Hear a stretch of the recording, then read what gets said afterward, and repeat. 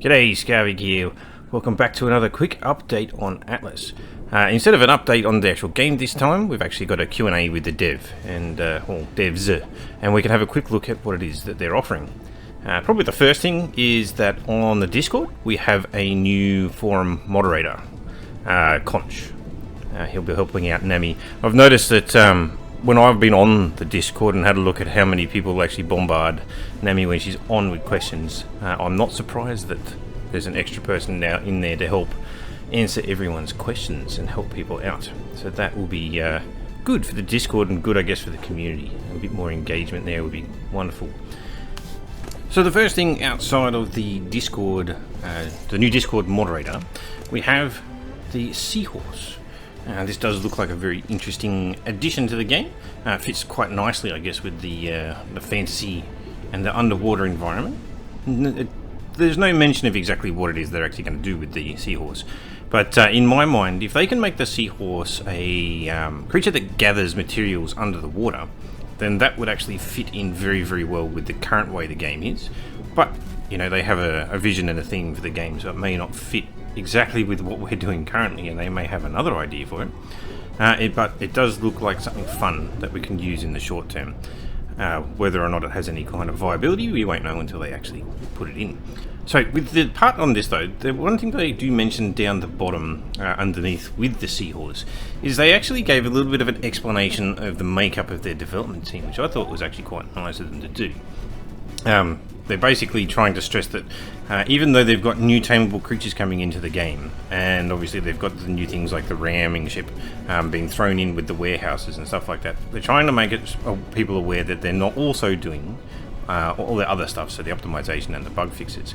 And so they're saying that they actually have 3 separate teams within the development environment, which is a team which is doing new development, so the RAM, the warehouse, the market. They've got another team which is doing optimization and fixes, and so week on week as we see the development team probably doing rapid prototyping style development, and they just throw something straight in there which is half baked, and then you have your optimization and your bug fixing team which will come through week on week and just give more and more clarity to that particular new item that's been thrown in the game, and obviously looking at previous bug fixes and optimization as well. I could be getting that wrong. It could be just the development team that does all that for the new stuff, and then the optimization and bug fixes are looking at historical things. Who knows? But then there's also the third team which is looking at taming and breeding. And so having those 3 different lines of approach, I'm hoping, and we're already seeing quite a fair bit of it. You know, you do see those new things coming in, and then week on week you're seeing fixes and tweaks to them, and then we've even seen historical pains as well as potential not pains being modified. So things around the explosive barrels, for example, there's been a lot of tweaks there in the last few patches, and yeah, I expect that things like that, the barrels, that's all been handled by the optimization and bug fix team, and then obviously, yeah, you're looking at the market and the ramming ship, which has all been handled by the development team adding in new features. And here we are with our breeding team throwing in the Seahorse. And so we'll have to wait and see on the next patch just how good that Seahorse is. And I'm hoping with the Seahorse that they'll have realised that they left out the skills for underwater taming in there. And so while you take the underwater taming skill so you can actually tame and breed these creatures, the skill that I'm actually talking about is the underwater thermal. And so when you jump onto the dolphin at the moment, it actually removes the underwater fortitude buff that you actually get from skills, as if you're actually on dry land. And so it actually makes it difficult to stay underwater because you've actually lost some of the skill points you may have spent. And hopefully they'll realise that when they start working with the Seahorse and fix that up along the way. But we'll wait and see. But the whole thing, the teaser aside, they've actually given us a little bit of information about how their development team is actually approaching things. And yeah, it's nice info. Very happy that they actually put that in there. Alright, let's get into the Q&A. What is the next step in the new ship Lego project? It's an interesting way of actually specifying the way that is done, but sure. This particular thing, I take it as, at the moment with the regular ships, you can actually piece them together how you like. Whereas with the RAM, it comes as is, and it's a unique ship. And they say that they want more unique ships with unique modules. And further down the track is when they'll allow players to actually build and craft their own from the modules into their own ships. So in the short term, or possibly even the medium term, it looks like we're going to get more unique ships where you can't actually do anything. You just buy them and you get them, and that's what you're stuck with. And then, however long down the track, they're not really giving any indication there. We'll then be able to play with them as we like. Yeah, it is what it is. Will the team be addressing or nerfing large wall spamming so that we can actually be able to destroy a 50-layer wall? Wow, 50-layer wall. Oh, the men or an entire island spammed with it. Yes, it's on the list. I wonder if this is similar to what I saw. I actually bothered to jump onto the PvE server, as there was some stuff that is server specific that you can't test on single player. I then travelled at least around a dozen islands and just could not find space for doing what I wanted, because every island was not just covered with shipyards, but covered with buildings, and quite a number of islands actually had the signpost spam, where people were just insulting each other left, right and centre. Obviously they were not cohabiting the islands well, and by building so many things and spamming on top of things, and I even just read on the Discord just recently that somebody had their farmhouse surrounded by walls on the PvE server, which is apparently a no-no. But yeah, people aren't playing very nice, and it sounds a little bit toxic on the servers at the moment, with people just being able to build on top of things, and preventing people from being able to play the game nicely. On PvEP, it's probably a little bit of a different matter, but a 50-layer wall, that's someone's gone to a lot of trouble. Anyway, apparently yes, it's on the list, but yeah, there's no time frame there. Is it like, you know, quarter 1, quarter 2? They're not really giving any details of when things are going to turn up yet. How is the progress on the claim system? Are we able to reveal more details on it now? Essentially, they're basically saying no, they can't give us more info. They just want to make it more fun. But the key point in here is that they said that they found Band-Aid on top of Band-Aid in that area, and they have to clean up the code. Well, this suggests to me that the new team is definitely a new team, or at least if it has some of the old developers in there, they're certainly not in control, and potentially not in the majority anymore, because they're having to remove what people did prior to this in terms of code too, right? So it's new people coming in, or new design people coming in and changing how all the code is done, and having to strip back somebody else's work. And so it's very, very interesting to read that, and the fact that they're willing to actually tell people that. But it does certainly point towards definitely having new developers working on the job and doing the code in a different manner. It's definitely going to be interesting to see how well that cleanup process can go and what it is they can do with it.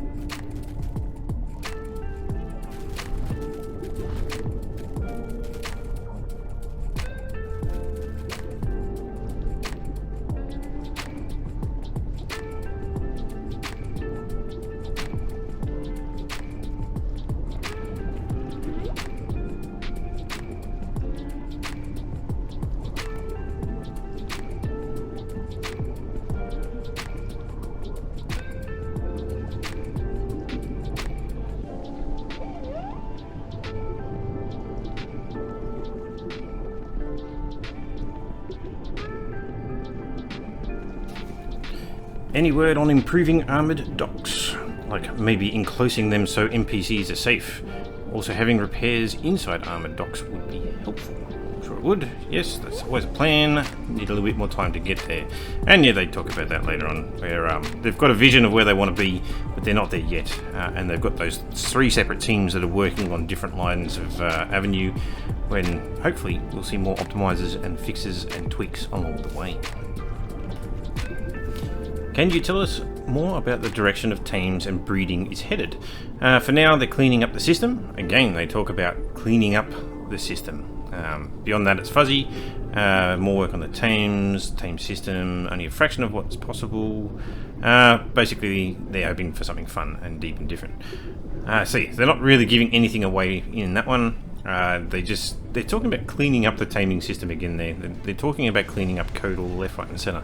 That one is a little bit less so on that same rhetoric, but it sounds like they're putting a lot of effort into simplifying or renewing or refreshing their code base. So we'll see.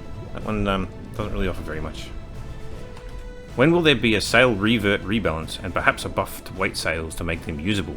A major overhaul is on the books, and again, layering of issues are now being stripped off. So again, there's another part of the code that is apparently got problems, where the previous development team obviously were just putting code on top of code to try and fix problems that people were facing, rather than finding the underlying issues potentially with the design and fix it from the base up. Anyway, we'll just have to wait and see, because it sounds like it's going to be a long haul in terms of their fixing these issues, because there's a lot of them. In the Steam page, the responses from the devs and older interviews seem to emphasise a focus on player immersion and faction building with a pirate colonial aesthetic. The actual design seems to be more of a min-max grind fest with theory crafting elements. What's the actual intended experience for the game? They don't answer that question, just so you know. But what they do go on to say is that Atlas isn't what they want it to be. They don't want to spend time on the history of Atlas. So it sounds like they're trying to move to a different game, potentially bringing along some of the elements that are there, but they don't even tell us what those elements they're bringing forward are, other than that we know that the claim system is still going to be in the game, and we've got the ships the way that they're progressing at the moment, and a market system. And that's kind of the few things that we have to work with at the moment of the vision that they then talk about. Yeah, they're not really giving anything away here.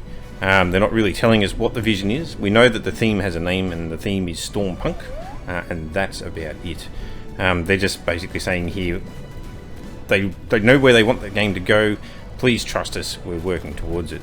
And based on a lot of the stuff that they've actually put in through all this sort of stuff, is that they're dealing with a lot of crap with the underlying code, and they obviously need a lot of time to actually fix the code base, so that they can then work on the vision and actually give us what it is that they think the game should be.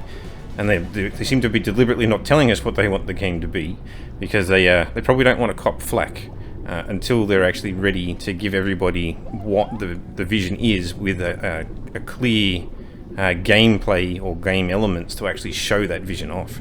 And without them, it'll probably fall flat on its face, which is probably why they're not telling anyone at all. Then they move on to the final note, and again the obligatory "we are in early access," and yeah, it means things are going to change, and boy are they certainly changing. The rapid development of new items, even though that they're half-baked and thrown straight into the community, and the fact that they're then highly tweaked over the series of patches that then follow on, yeah, they really seem to have taken it back to, it's like you might as well forget that Atlas has actually been out for several years. This might as well be, you know, we've just come up with this idea for a game called Atlas.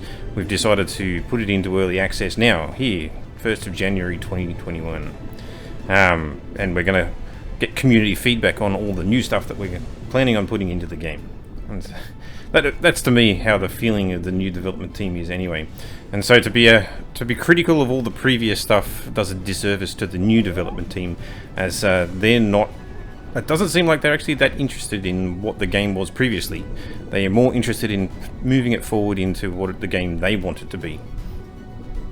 And you know, we're all along for the ride.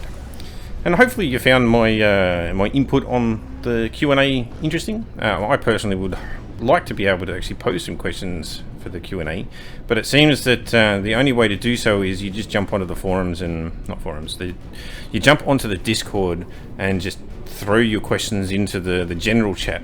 I haven't found a channel for putting Q&A questions directly to the devs, and I've seen it on some other development Discords where they have a Q&A forum or Q&A section where you just lob your question in there and you don't actually expect an answer because it's questions for the developers to answer in these Q&A style things, and that would be nice, unless I've completely missed it and somebody can point out the fact that I missed that down in the comments. Alright, and that brings us to the end, and once again, thanks for listening in, and I'll catch you in the next one. See you later.